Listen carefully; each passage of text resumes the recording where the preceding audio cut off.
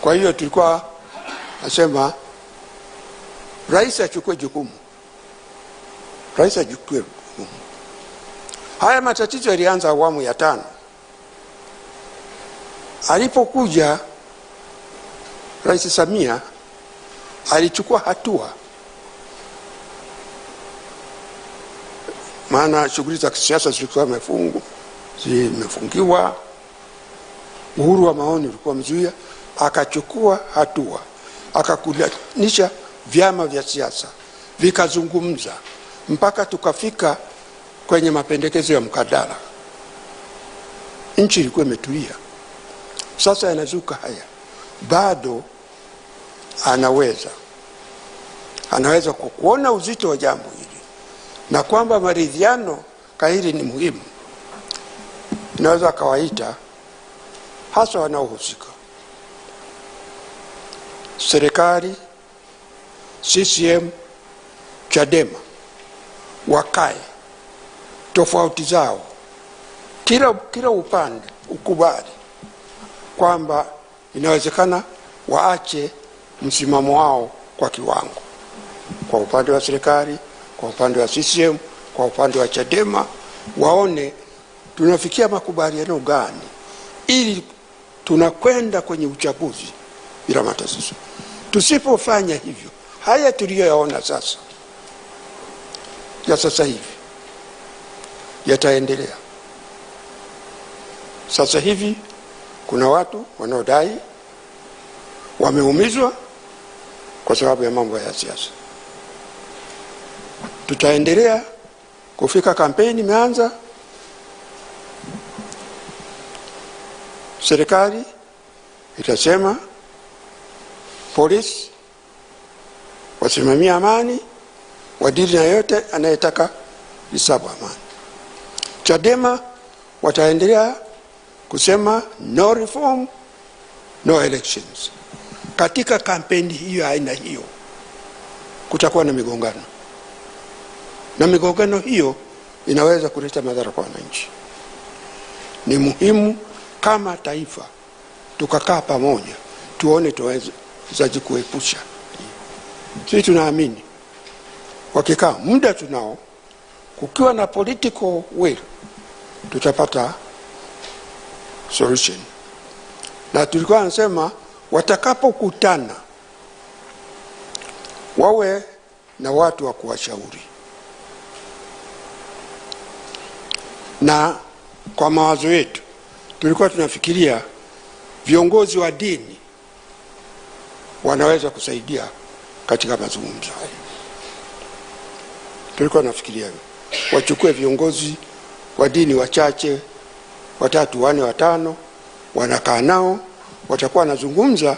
Viongozi hawa watakuwa wanaweza kuwashauri, labda hapa mfanye hivi, na inawezekana. Mimi na experience ya aina hiyo. Mtakumbuka baada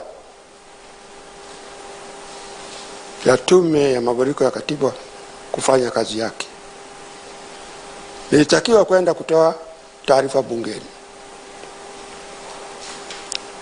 Nilipofika bungeni siku ya kwanza, sikuweza kuitoa ile taarifa kwa sababu wabunge walikuwa wamegawanyika, na fujo iliyotokea pale ikanizuia kutoa ile taarifa. Kwa hiyo wakaamua wakutanishe pande mbili zile, wakawakutanisha, lakini wakachukua viongozi wa dini wachache. Wale ndio waliwasaidia kufikia mwafaka. Na tunaamini kama viongozi wa kisiasa wakakubali kukutana, wakawa na watu wa kuwashauri, inawezekana tukafikia mwafaka, tukakuta tunakwenda kwenye uchaguzi, vyama vyote vinashiriki, wananchi wote wanashiriki, na tukatoka salama. Tusipofanya hivyo, tutakwenda kwenye uchaguzi ambao tutakuwa tumegawanyika, viongozi wamegawanyika, wananchi wamegawanyika, na chochote kinaweza kutokea. Kwa hiyo msimamo wetu bado tunaamini dawa iko kwenye meza ya mazungumzo, sio mapambano haya ya lugha hizi ambazo ukiona lugha zinazotolewa pande zote ni lugha ambazo zinagawanya taifa. Hayo ndiyo tulikuwa nasema. Unajua haya mambo, nilipokuwa nasoma Tabora School mwaka 62 kwa Tabora School, padri mmoja kutoka Kongo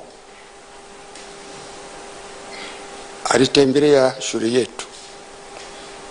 Mkuu wa shule fanya mipango azungumza na sisi wanafunzi kutueleza hali ilivyokuwa Kongo wakati ule mwaka 62.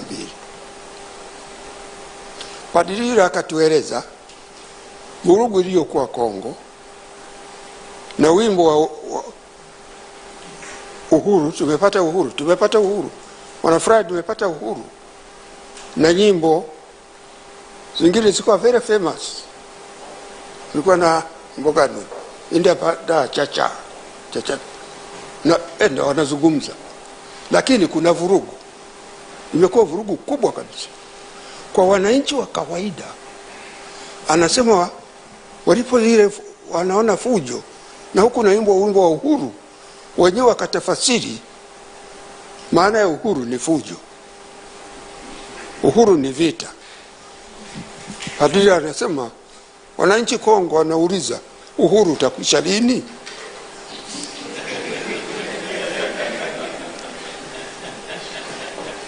Sasa na hapa sisi tunaimba democracy, nasema kila kitu democracy, lakini tunayofanya yanawagawa wananchi, yanaleta mambo ambayo yanaleta woga kwa wananchi. Watu wanatekwa, watu wanapotea, na haya mambo haya wananchi wanakuwa na woga, sio kama tuliona hiyo. Naomba tusije tukafika wakati mwananchi akaanza kuuliza demokrasi itakwisha lini. Asanteni.